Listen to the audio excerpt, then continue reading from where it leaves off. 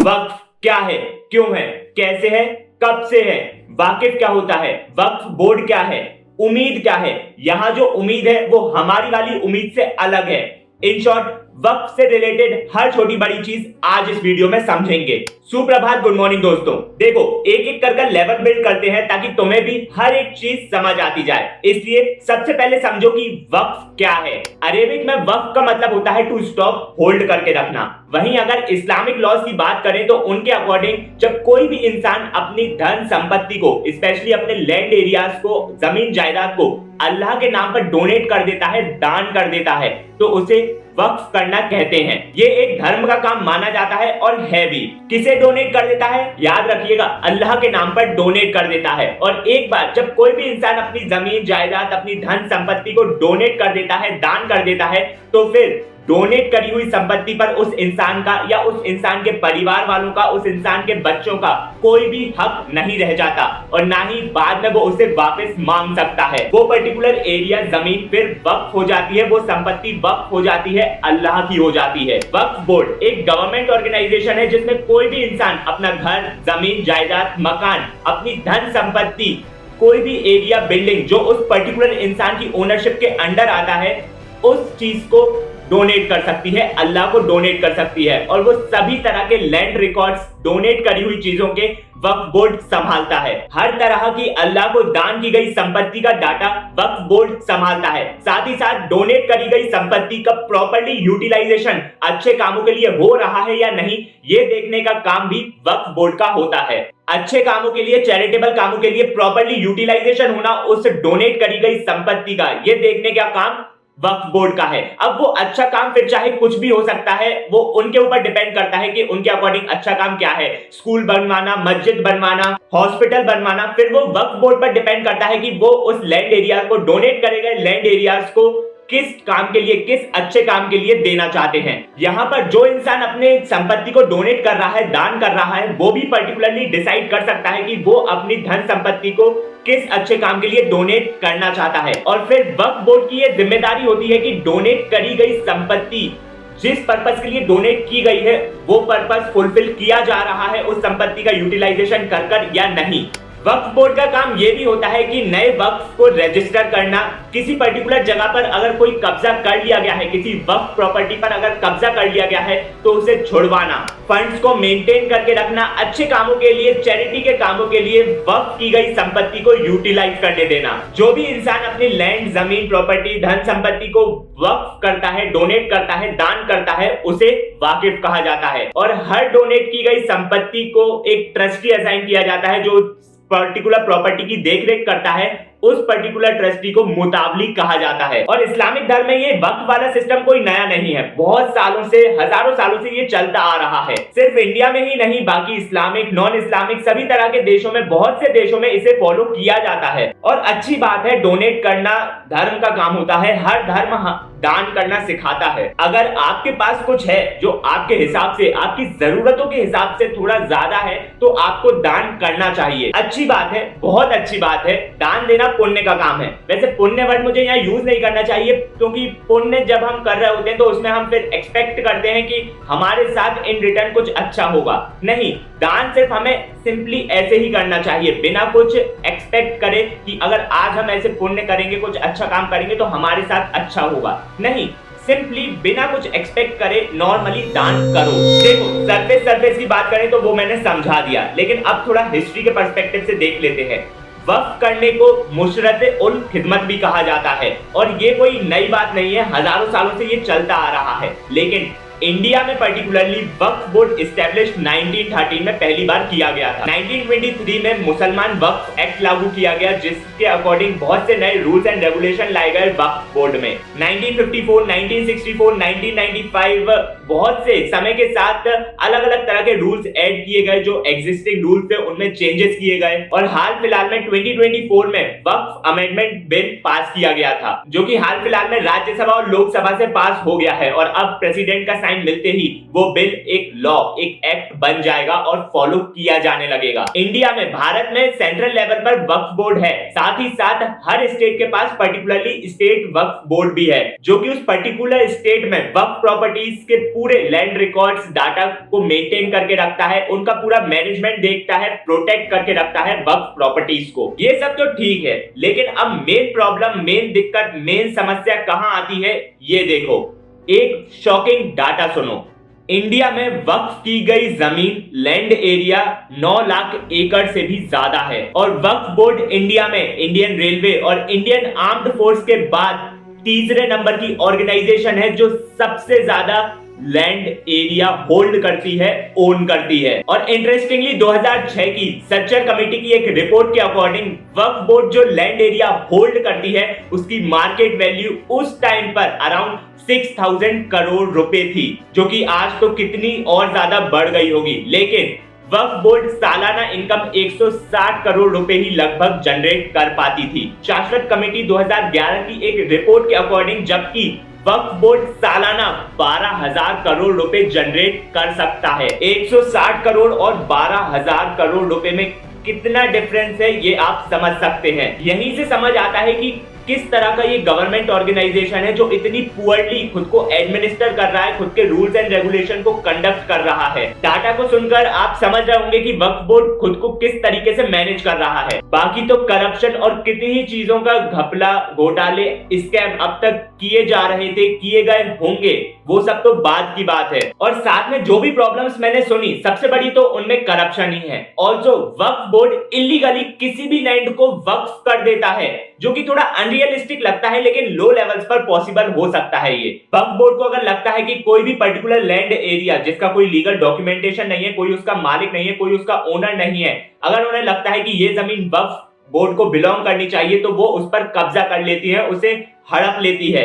Interesting news Tamil Nadu के तिरुचिरापल्ली जिले के एक गांव से रिलेटेड है। वहां पर वक्फ बोर्ड का ये दावा है कि वो पूरा का पूरा गांव ही वक्फ प्रॉपर्टी के अंडर आता है। वक्फ बोर्ड और वक्फ बोर्ड के रूल्स एंड रेगुलेशंस में चेंजेस लाए जाएं, ये मुद्दा बहुत पहले से चलता आ रहा है। रूलिंग पार्टी ने भी बहुत बार ये प्रॉमिसेस किए हैं कि इसमें चेंजेस लाए जाएंगे। जो भी कंट्रोवर्सी, जो भी स्कैम, जो भी चीजों की खबरें उठकर आती हैं, उनके लिए कुछ सॉल्यूशन वक्फ बोर्ड के रूल्स एंड रेगुलेशंस में लाए जाएंगे। प्रेस रिलीज के अकॉर्डिंग वक्फ बोर्ड के काम करने के तरीके में लैक ऑफ ट्रांसपेरेंसी बहुत ज्यादा है। वक्फ बोर्ड किसी भी पर्टिकुलर प्रॉपर्टी को वक्फ डिक्लेयर करने से पहले प्रॉपर्ली सर्वेस वगैरह नहीं करता। ये शिकायतें बहुत बार उठकर आई हैं। वक्फ प्रॉपर्टीज का प्रॉपर्ली मैनेजमेंट नहीं किया जाता।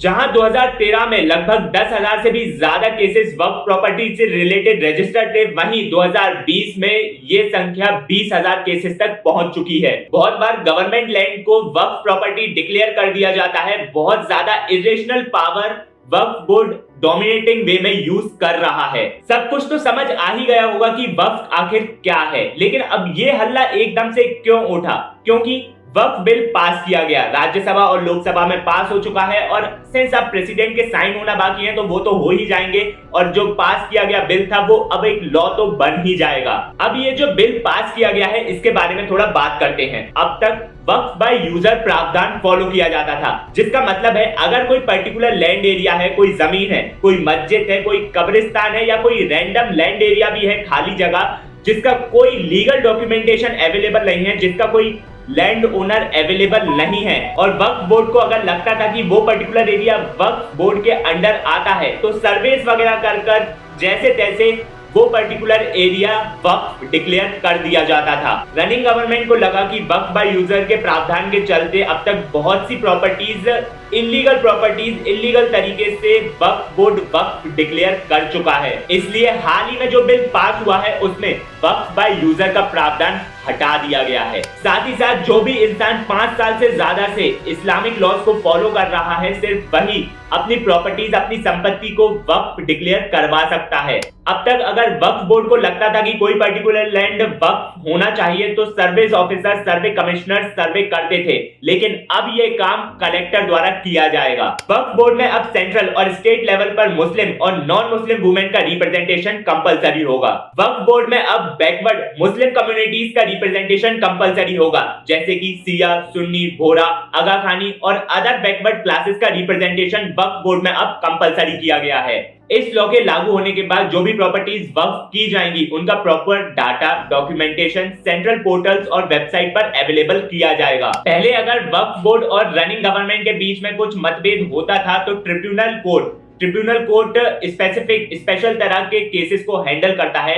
उस कंडीशन में ट्रिब्यूनल कोर्ट डिसीजन सुनाता था, लेकिन अब अगर आप ट्रिब्यूनल के डिसीजन से संतुष्ट नहीं है तो आप हाई कोर्ट को रीच कर सकते हैं। पहले भी ये इससे रिलेटेड लॉज थे, लेकिन अब इसे स्पेसिफिक कर बता दिया गया है। और भी बहुत से छोटे छोटे चेंजेस किए गए हैं, इनकम जनरेशन, रेवेन्यू जनरेशन से रिलेटेड, प्रॉपर्टी मैनेजमेंट से रिलेटेड एक्सेट्रा। वक्फ एक्ट 1995 जिसके अकॉर्डिंग अब तक सब कुछ चलता आ रहा था, अब उसे यूनिफाइड वक्फ मैनेजमेंट, एम्पावरमेंट, एफिशिएंसी और डेवलपमेंट के नाम से जाना जाएगा, यानी कि उम्मीद। जितनी भी अभी तक मैंने वीडियो बनाई उसमें जो भी चीजें मैंने बोली, मैं भी ये रियलाइज करता हूँ कि सब कुछ वक्फ बोर्ड के अगेंस्ट ही था। वक्फ बोर्ड में कमियां ही बताई गई, वक्फ बोर्ड की गलतियां ही बताई गई, लेकिन ताली सिर्फ एक हाथ से नहीं बजती। तो जो बिल पास किया गया है उसे भी क्रिटिसाइज किया गया, उसमें भी कमियां निकाली गई। अपोजिशन के लोगों ने जो उस बिल के अगेंस्ट थे उन्होंने सवाल उठाए, उन्होंने आवाजें भी उठाई कि वक्फ बोर्ड में इतनी भी कमियां नहीं है, वक्फ बोर्ड ने इतनी भी गलतियां नहीं की गई हैं जितना बड़ा चढ़ाकर चीजें सामने रिप्रेजेंट की गई हैं। बिल के अगेंस्ट जितने भी थे उनका कहना था कि वक्फ बोर्ड ऐसे ही किसी प्रॉपर्टी को वक्फ डिक्लेयर नहीं करता है, ये गलत इल्जाम है। प्रॉपर्ली सर्वेस कंडक्ट किए जाते हैं, कोई भी प्रॉपर्टी ऐसे ही वक्फ डिक्लेयर नहीं होती है। सब कुछ डॉक्यूमेंटेशन वाइज किया जाता है, properly step by step follow up किया जाता है रूल्स एंड रेगुलेशन के साथ। ऑल्सो वक्फ बाय यूजर को हटाना कहीं ना कहीं गलत हो सकता है, क्योंकि जो भी इंसान रिसेंटली इस्लाम में कन्वर्ट हुआ है और अगर वो अपनी प्रॉपर्टीज को, अपनी संपत्ति को वक्फ करना चाहता है तो वो नहीं कर पाएगा।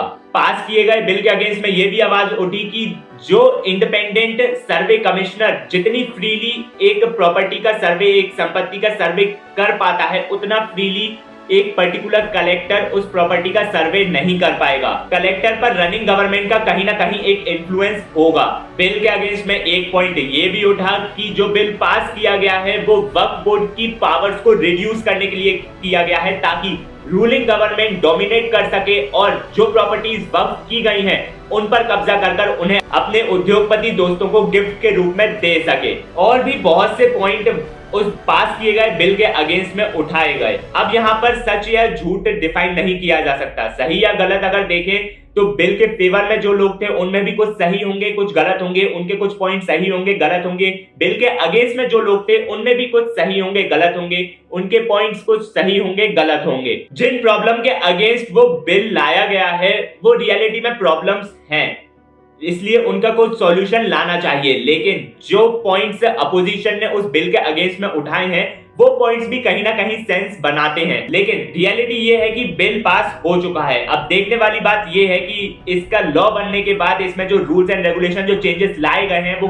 किस तरीके से अप्लाई होते हैं, किस लेवल तक अप्लाई होते हैं, कितने अच्छे तरीके से अप्लाई होते हैं। और अगर अपोजिशन जो उस बिल के अगेंस्ट में थी वो सुप्रीम कोर्ट तक जाते हैं तो क्या बिल को रोका जाएगा या नहीं, ये देखने वाली बात होगी। ये था वक्फ से रिलेटेड जो मुझे लगता है एक इंसान को, एक होशियार को पता होना चाहिए वो सब कुछ। लेकिन अब भी अगर कुछ रह गया हो क्वेश्चन, कुछ ऐसी क्वेरी तुम्हारे दिमाग में रह गई हो, कुछ ऐसा जो तुम्हें समझ ना आया हो, कुछ ऐसा जो तुम्हें लगता है कि मैं नहीं समझा पाया, कुछ ऐसा जो तुम्हें लगता है कि मैंने गलत बोला, या कुछ ऐसा जो तुम्हें लगता है कि तुम मुझे समझाना चाहते हो, तो उस पर्टिकुलर क्वेरी को कमेंट सेक्शन में लिखकर वापस गूगल पर जाना और वहां टाइप कर सर्च कर लेना और समझ लेना। कमेंट सेक्शन में लिखने की मैं इसलिए बोल रहा हूं ताकि मैं उस पर्टिकुलर चीज को, उस क्वेरी को पढ़ लूं और मुझे आइडिया मिल जाए कि अच्छा ये चीज ऐसे भी देखी जा सकती है। अरे मैंने ये पर्टिकुलर क्वेरी मिस आउट कर दी, अच्छा ये पर्टिकुलर क्वेश्चन भी मुझे इंक्लूड करना था, एक्सेट्रा एक्सेट्रा। इसलिए कमेंट में लिखना जरूर। बाकी वो कमेंट पढ़कर मैं एक सेपरेट वीडियो बनाऊं ना, इतनी उम्मीद ना रखो। और ऐसी और जानकारी के लिए बने रहिए और साथ में बनेंगे होशियार।